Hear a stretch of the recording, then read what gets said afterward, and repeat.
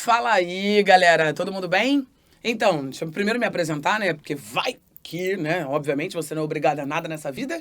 Você não é obrigado também a me conhecer, não é mesmo? Eu sou vulgarmente conhecido como a professora Lara Rocha, tá? Eu dou aulas de filosofia e de sociologia e hoje nós estamos aqui trabalhando bonitinho. Nós vamos brincar aqui de ver o top 5 de filosofia para o Enem, beleza?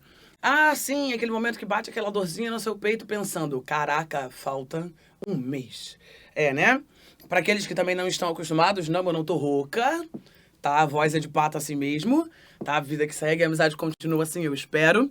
E agora vamos a uns pequenos detalhes antes de eu começar a falar pra caraca de conteúdo na sua cabeça.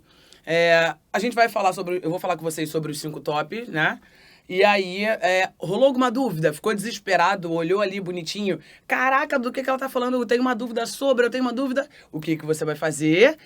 Você vai lá no Twitter, hashtag 12HNerds, e vai jogar as nossas dúvidas, né? As suas dúvidas. Que aí a nossa galera daqui, a gente vai pegar lá bonitinho, né? Sanar essas dúvidas que, porventura, poderão acontecer durante a aula. Belezinha? Então você vai me ouvir falar pra caraca e vai ficar desesperado. Não vai, porque você já tem aí, ó, né, esse mecanismo de dúvidas e os nossos monitores vão ficar assim. E aí, tá, depois, tá, na próxima semana, quem vai fazer essa brincadeira de dúvidas com vocês sou eu mesma. Belezinha? Ah, vai ficar legal, né? Depois você, né, ficou interessado, gostou aí da gente e tal, né? Vai lá, né, bonitinho, se inscrever, né, no Facebook do Descomplica pra você participar do aulão que a gente vai fazer, né? O fantástico e conhecidíssimo 12HNerds, beleza? E aí, né, a gente vai se encontrar em algum momento. Claro que você já sabe qual é o momento, mas tudo bem. Tranquilo? Então partiu, né? Que senão eu vou ficar falando aqui até amanhã de manhã, porque eu sou dessas, né? Professor de humanas tem disso, que a gente ama falar, né? Quando me avisaram que eu vou ficar falando por 1 hora, eu falei, gente, que aula gloriosa, que eu vou falar o tempo inteiro, igual uma maluca. Vou mesmo. Então vamos lá. Num primeiro momento, o que eu vou fazer pra vocês? Deixa eu escolher uma cor, porque eu tenho mania de cor, tá? Eu gosto de quadro colorido, porque eu sou dessas. Eu vou colocar aqui rápido, tá? Não necessariamente na ordem de importância, tá? Eu vou colocar na ordem histórica, porque eu acho que vai ficar menos tenso. Sabe por quê? E, claro, fica tranquilo que durante a aula eu vou falar isso aqui cai mais, isso aqui cai menos, tá? Eu vou fazer a ordem certinha. Mas é porque eu prefiro falar da ordem histórica, porque senão eu vou ficar brincando de dar saltos de pra frente pra trás, de trás pra frente, eu volto pra antiguidade, aí chego na contemporaneidade, volto pro moderno, aí eu acho que isso dá um nó na nossa cabeça. Tranquilo? Então eu vou fazer em ordem histórica, bonitinho, cronológica, e depois eu vou te colocar aqui, né, e você faz o seu print, tudo bonitinho. Ah, o que pode aparecer mais ou menos e assim por diante. Então vamos lá.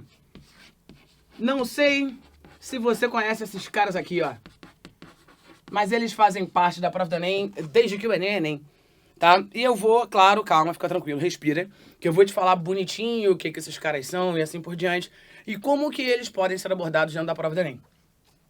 Outro cara que é sensacional, e ele tem um ponto super específico, tá? Que é isso aqui, ó.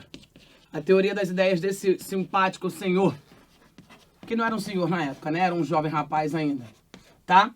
Nosso querido Titinho Platão. Tá susto até aí? Calma que eu já vou começar a falar igual uma maluca. Meu querido e famoso, maravilhoso Ari. Beleza? Aristóteles, tá? Cara gentil. Ele costuma aparecer com a sua visão política. E aí você tem que grudar na sua cabecinha, pelo menos até o dia 5 de novembro, que a visão política do Aristóteles está literalmente atrelada à sua visão ética. Beleza até aí? Tá? Fiquem tranquilos que você vai, né, vai ouvir tudo isso comigo, tudo bonitinho. E aí, aqui é importante você conseguir fazer, durante a prova, a relação entre fé e razão. Aí você fala, meu Deus, que tema difícil. É porque é difícil, né, você pensar que houve um momento histórico em que as pessoas fizeram essa união, né, da fusão. Né? Desculpa, você não deve nem ter visto Dragon Ball, porque eu acho que isso não é da sua faixa etária, deve ser, né? É porque eu não tenho muita maturidade, né? Então parece que eu sou, oh meu Deus, ela é velha. Mas eu assisto desenho animado, gente, desculpa. Tá? E o top 5, tá? O número 5 é o que a gente conhece como, tá? Revolução científica. Calma, não se desespera, Porque você vai falar assim, caraca, a revolução científica é gigantesca. Mas tem 2 caras específicos dessa revolução que o Enem costuma gostar bastante. E são os 2 caras que a gente vai acabar citando aqui, tá? Que é o Dedê, desculpa a intimidade, tá? E o Hilme, beleza? Dedê e Hilme são os caras que mais aparecem por aí. Tranquilinho? Tanto que Hilme foi a questão tensa do ano passado, né? Que tinha muitas pessoas, meu Deus, são 2 gabaritos possíveis, e agora o que é que eu faço? Tá? Mas a gente chega lá. Então esse aqui, ó, é bonitinho, o seu top 5, tá? Filosofia do Enem, tranquilo? E aí, né, se você quiser dar o print, pra você ter isso dentro da sua casinha, né, pra depois você procurar isso melhor, né? E aqui no site do Descomplica, descobri bonitinho, né, os tópicos bonitinhos, porque tem tudo isso explicadinho pra vocês, né? Aí você já faz isso, né, já dá essa garantida aí nesse conteúdo. Então partiu, agora vamos começar, de fato? Eu vou apagar tudo, tá? Por isso que eu falei pra você tirar print. Né? Eu sei que é estranho ter um print com a minha cara na sua casa, mas tudo bem. Então vamos lá. Galera, pré-socráticos, como eu disse, tá? Seguindo a cronologia da história, eu vou pegar outra cor. Eu tenho que quebrar o giz, porque eu não consigo escrever com giz gigante, que ele quebra na minha mão. Então vamos lá. Pré-socráticos são os caras do momento, beleza? Eles costumam cair. Ano passado teve até uma questão que foi tensa, né? Porque as pessoas olham as questões de Enem. E isso é uma dica que eu vou te dar, né? Porque vai que, né? Você nunca ouviu isso de ninguém, vai ouvir pela primeira vez. Quem vai ouvir para reforço. As questões do Enem, elas têm uma facilidade, um agente facilitador para todos nós. Você olhou o texto, antes de você olhar o texto em si para você ler, lá embaixo, tá? Entre parênteses, sempre vai ter o nome do autor. Belezinha até aí? É o nome do autor em caixa alta, ok? Tá? Você vai ver, por exemplo, o Hilme em caixa alta, assim, tá? E o D, né? Porque o nome dele é David Hilme, tá? E aí o livro e tal, blá, blá, blá.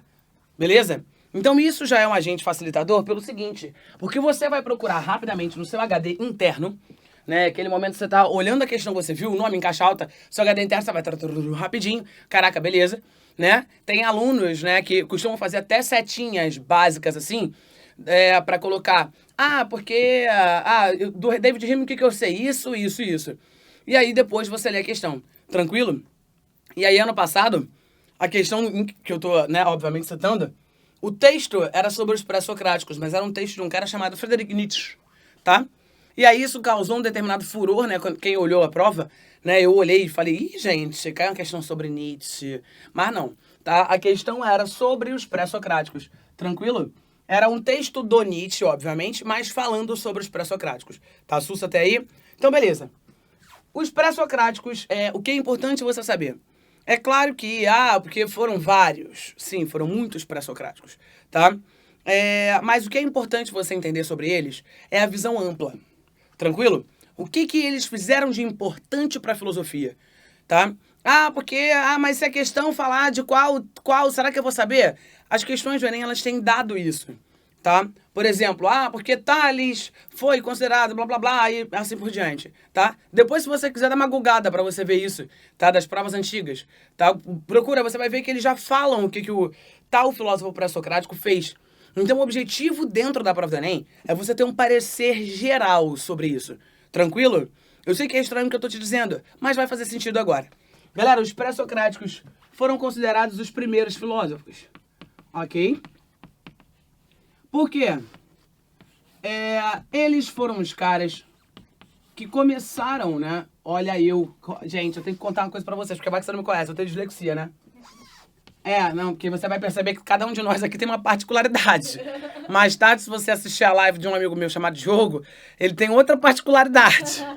Tá? Bem específico nosso, né? A gente, assim, né? Fazer o quê? Então, quando eu escrevo e falo ao mesmo tempo, vira e mexe eu como letra, eu acrescento letra, eu invento palavra, tá? O troço da dislexia. Mas, né? Se você conhece alguém que tem, você vai falar assim, é verdade. Se você já leu Percy Jackson, você assumiu o seguinte, ela é uma semideusa.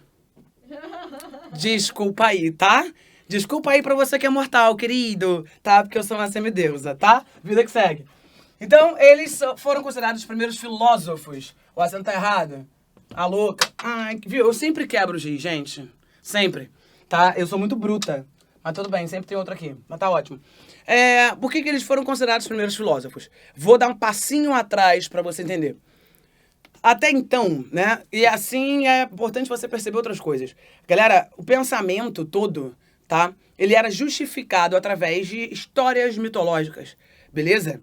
Tem muita galera que tá aí, caraca, eu amo mitologia. É maneiro mesmo, tá? Não estou, né, falando que eu acho muito maneiro. Galera, então era tudo justificado. Tinham N personagens mitológicos, N deuses, tá? Então as narrativas mitológicas, elas davam a ideia da origem das coisas. Galera, ainda não havia uma justificativa, tá? Uma justificativa racional, por exemplo, para o Sol nascer. Mas tinha o deus Apolo, que era, dentre outras coisas, o deus do Sol. Então o Sol nasceu porque Apolo estava ok. Beleza? Eu sei que hoje, no nível de conhecimento que nós temos, isso não faz sentido algum, tá? Mas, galera, pro período, para justificativas que eram dadas naquela sociedade específica, essas eram as justificativas plausíveis. E é importante você perceber que muitas sociedades no mundo tiveram pensamento mitológico, ok?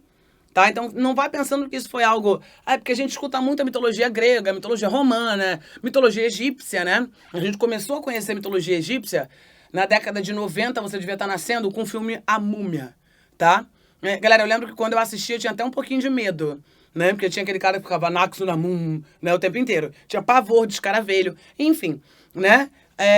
Então, a gente tem essa percepção muito pequena, vamos assim dizer, sobre mitologia. Mas se eu te falar que teve mitologia na Austrália, na China, tá percebendo? Então, é um pensamento inicial de muitas sociedades no mundo, tá? Porque é uma história que ela é acrítica, você recebe sem nenhum questionamento, é transmitido. Tem os poetas, né?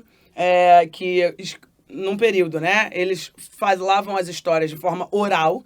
Depois que a escrita foi inventada, que elas começaram a ser redigidas. Por isso que a gente tem a noção, né, das histórias mitológicas. Mas elas eram transmitidas e os caras contavam, tudo muito bonito e tal, né? Tem um filme do Hércules, que eu sempre cito, que é o filme do Hércules mais recente, que foi feito pelo Dwayne Johnson. Aquele pequeno, o The Rock, né? E aí no filme, mostra uma das cenas de um menininho, um garotinho mais novo assim, que ele fala que é primo do Hércules. E aí fala que o Hércules matou não sei o quê, com 3 cabeças, com um soco. E ele tá falando pra caraca, aí tem sempre alguém na multidão que fala, para com isso.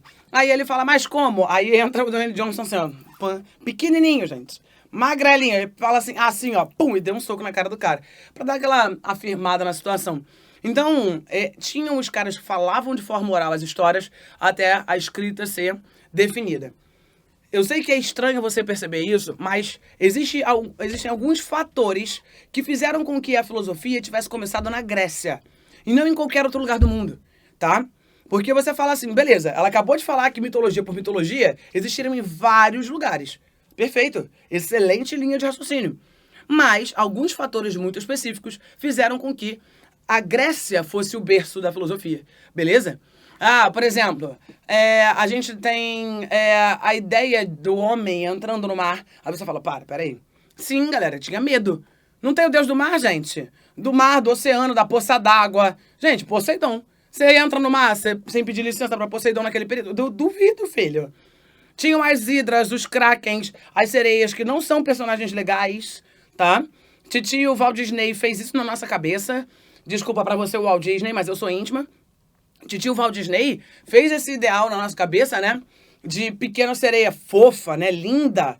Quem nunca quis ser a pequena sereia, gente? Meu sonho quando era criança era dançar com linguada com o Sebastião, né? Só que o personagem sereia não é um personagem legal, tá? Tanto que ao longo da história, até mesmo da trajetória da vida da Disney, eles mostram em Piratas do Caribe a versão real de uma sereia. Beleza? Assim, eu não tô falando que elas são feias, não. Mas, né, tem esse quê negativo, tá? Não é só aquela parte, nossa, que linda, que sereia. Não tem só isso, tá? Então, você tem tantos seres mitológicos que o homem tinha medo de entrar no mar. Até que esse medo começa a ser rompido e as pessoas dentro da Grécia começam a conhecer outros lugares. Belezinha? Senhores, eles não tinham... Gente, a Turquia... Não joga no Google não, porque senão você vai parar de prestar atenção em mim. Gente, a Turquia é do lado da Grécia. Eles não conheciam a Turquia. Tudo bem que não tinha esse nome, tá? Nessa época. Mas o nome era outro, era Lídia. E aí eles foram conhecendo novos territórios e ganhando novas experiências. Galera, daí que veio a influência para ter a escrita grega. Beleza? O primeiro, eu sei que não vai dar para você ver, talvez, mas o primeiro alfabeto grego tá aqui, tá? A palavra razão tá escrita aqui no meu dedo, tá? Do alfabeto grego arcaico, como eles chamam, né? Que foi o primeiro, depois eles deram uma melhorada. Não mudou muitas letras não, tá? Mas tá tudo bem. E aí... Ih, eu acho que eu vou espirrar. Peraí. Não, só tá sentindo aquela ardência que vem assim, ó. Mas dá certo. Vou assim. Enfim. Pra aqueles que não me conhecem, eu não sei espirrar. Isso foi um espirro, tá? Sim, eu tenho muitos defeitos, gente. Ninguém disse que eu era perfeita, tá? Então, galera, e aí eles criaram a escrita, tiveram a primeira noção de moeda. Calma e tenta lembrar de, moeda, galera, facilita as trocas comerciais, tá? Não era essa moeda que a gente tem de R$1, 10 centavos. Não, era a ideia de você fazer troca comercial com algo que valia mais, tá? Deixa eu ver. Você tem a participação política sendo iniciada, né? A democracia grega. E guarda isso no seu coração, tá? A prova do Enem, mais em sociologia... gosta muito, né, já dando um gás aí, de falar sobre democracia, tá? Então já tiveram algumas questões que eles fizeram um quadro comparativo da democracia grega para que a gente tem agora, belezinha? Porque o ideal de democracia começa aqui na Grécia Antiga, beleza? Então, é claro que você consegue entender. Senhores, se eu estou num debate político e eu quero defender meu posicionamento, concorda que eu tenho que ser o mínimo racional para isso? Então, esses debates políticos, né? Mesmo, galera, que fosse para tomar uma decisão dentro da cidade-estado, esses debates, eles deveriam... eu quero pintar todas as casas da polis de roxo. Por quê? Porque eu quero. Porque eu gosto. Isso é justificativa racional dentro de um debate político? É óbvio que não, né? Então, você começa a ter uma visão racional sendo alterada. Belezinha até aí? E aí as leis passam a ser escritas, o que muda a ideia arbitrária de você seguir uma lei, porque, Deus quis. Porque Deus, quando eu falo Deus, galera, eu tô falando Hefesto, Hades, Ares, Poseidon, Apolo, Deméter, Atenas. Filho, pensa em deuses, temos muitos, tá? Então você tem uma lei ali, então você começa a ser mais racional. Você começa a ter um número de justificativas muito maiores do que você tinha acreditando só na ideia de, Deus fez e eu tenho que acatar. Beleza? Os deuses fizeram, ou um tal rei mandou e assim por diante. Então, várias coisas, vários fatores, tá, fizeram com que a Grécia começasse, tá, a pensar de uma maneira mais racional. E aí os pré-socráticos, tá, eles deram esse pontapé. Tranquilo até aí? É importante você perceber essa parte da história, senão eu só vou jogar algo e aí você fica assim, caraca, da onde? Tranquilo? O que é importante você entender sobre os pré-socráticos? Eles têm coisas muito práticas e rápidas e eficientes, tá? Que fizeram com que eles desenvolvessem a linha de pensamento de cada um, beleza? O que é isso? Eles são filósofos pré-socráticos ou considerados filósofos da physis. E aí você fala, como assim? O que é physis? É simples. Ficou com dúvida? Esqueceu o que significa uma palavra? Tenta jogar isso pra sua realidade. Aí você fala, peraí, Lara, eu não conheço, tá, grego. Calma, relaxa. Tá, é simples. Physis te lembra alguma coisa? Quando eu penso em physis, me lembra física. Aí você fala, peraí, esses homens desenvolveram a física? Calma. Porque physis, no grego, significa natureza. Aí você fala, não entendi a relação. Meu amor, física tá na prova do Enem em qual ciência? Ciências da natureza. Belezinha? Ficou com dúvida? Cria uma relação na sua cabeça. Isso vai te facilitar muita coisa. Não que você, mas isso é fácil. Eu sei. Mas, meu amor, na hora de uma prova de vestibular que vale a sua vida, de vez em quando dá cada branco na gente. Eu te falo que quando eu fiz vestibular, eu olhava algumas coisas e falava assim, gente, é sério, eu abria a prova e falava assim, não sei... Isso aqui eu também não sei. Não sei, gente, por que eu vim pra esse lugar, gente? Tá um desespero, né? Eu sei. Mas vai passar, tá? Então, na hora do branco, centraliza seus chakras, respira fundo que vai dar certo. Galera, por que eles respeitavam e eles observavam a physis? Galera, era na natureza que eles foram encontrar a fonte de observação de coleta de dados, tá? Aí você fala, não tô percebendo isso, Lara. É simples, tá? Galera, a natureza para eles era aonde eles iam encontrar as respostas do que eles queriam. Eles são chamados de filósofos pré-socráticos, filósofos da natureza ou filósofos cosmológicos, porque o objetivo deles era encontrar justificativas racionais para as coisas que aconteciam o tempo todo e que colocavam na conta de deuses, tá? Gente, por exemplo, por que que uma flor murcha? Por que que ela morre? Tá, porque ela perde água. Você tinha que falar que era a deusa da fertilidade que não estava auxiliando o crescimento daquela flor? Beleza, né, gente? Dentro de uma história ali bonitinha, né, que é transmitida, as pessoas defendiam isso. Só que eles queriam encontrar justificativas racionais para fenômenos que aconteciam o tempo inteiro. Então, a natureza, de fato, foi o ponto inicial de observação desses filósofos. Beleza? Outra coisa que é importante você saber sobre eles. Cada um encontrou isso aqui. Galera, a arqué, ela pode ser escrita para vocês com CH, com KH, tá? E em alguns lugares pode ser colocado com QE, tá? Mas enfim, a arqué, galera, é o que eles chamam de elemento essencial, tá? Ou primordial. O que seria isso? Vamos lá. É simples de você entender junto comigo. Galera, se eles observam a natureza, cada filósofo pré-socrático que chegou aí na história, eles tinham algum elemento que eles julgavam que era a justificativa racional para os fenômenos que eles estavam observando. Exemplos práticos. Um cara que foi considerado o primeiro filósofo, tá? Ele não acordou e falou assim, vou causar na humanidade, né? Tô querendo dar uma lacrada aí, quero que todo mundo lembre do meu nome, é isso. Não, ele não fez isso. Ele foi considerado o primeiro filósofo, galera, anos à frente, tá? Ele nem sabia que ele ia ser considerado o primeiro filósofo, tá? Tanto que o título de Tales de Mileto é considerado o primeiro filósofo, quem deu para ele foi Aristóteles, tá? Que o Aristóteles revisou um monte de filósofo anterior a ele, e aí, dentro dessa revisão, que ele falou assim, caraca, ninguém fez nada tão expressivo para a filosofia quanto Tales, beleza? Tales foi o primeiro. Então o Tales, morreu, filho, sem ter ideia, tá? Ideia do que, né, ele estava fazendo para a humanidade.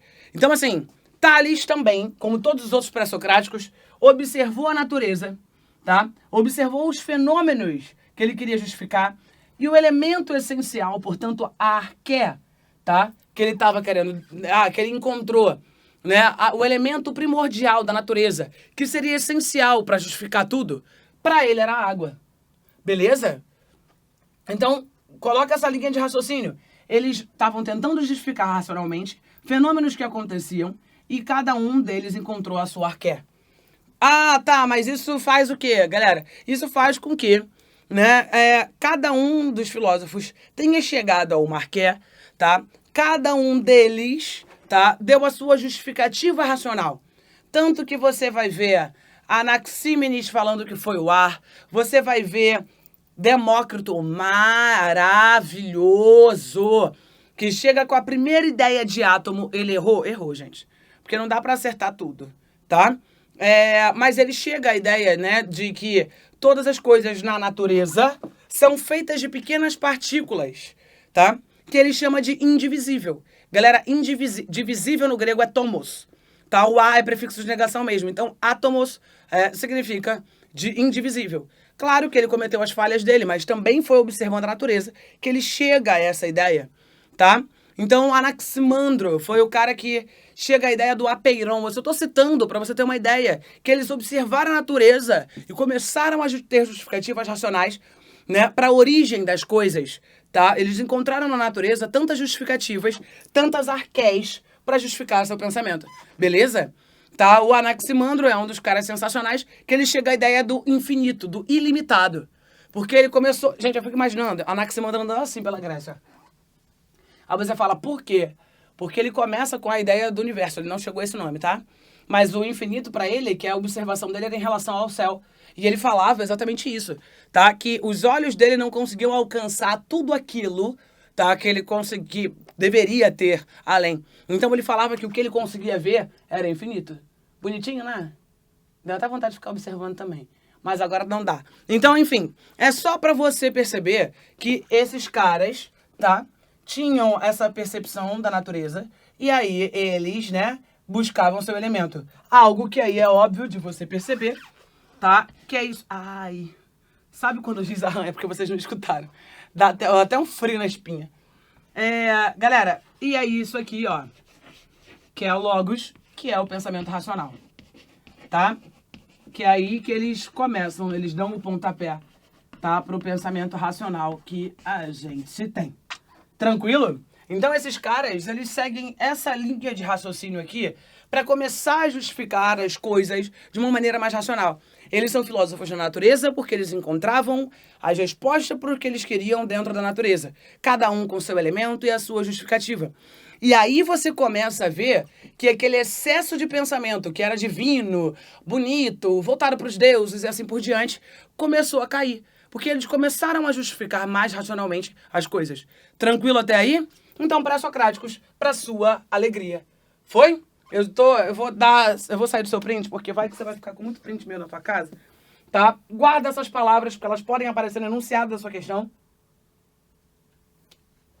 Mas eu gostaria que você lembrasse no dia... Peraí que eu vou espirrar de novo, gente. Eu gostaria que você lembrasse no dia 5 de novembro, pelo menos, a linha de raciocínio que cada um desses pré-socráticos seguiu para dar a origem ao pensamento racional e justificar de maneira racional a origem de todas as coisas que eles viam na natureza.